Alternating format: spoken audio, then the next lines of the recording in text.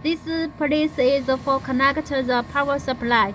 This line is for the power supply of machine, and this is the ground line. Those two is for one vacuum pump, because machine have 3 vacuum pump. This is the fire line. This is the natural line, zero line. This is for one vacuum pump, another vacuum pump, last vacuum pump. This is the ground line. Ignore it.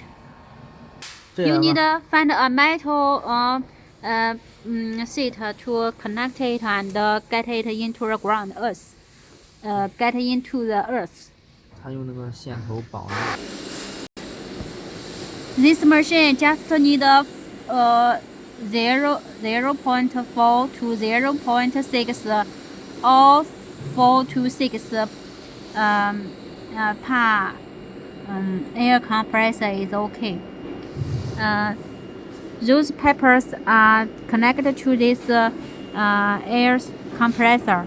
This is connected to the air compressor. Because now we are connecting to our factory air compressor. But after you received, you just need to connect to your machine air compressor. This part, please listen. This part need connect to the vacuum pump. Because when you auto feeding the material, the vacuum pump is absorb the material.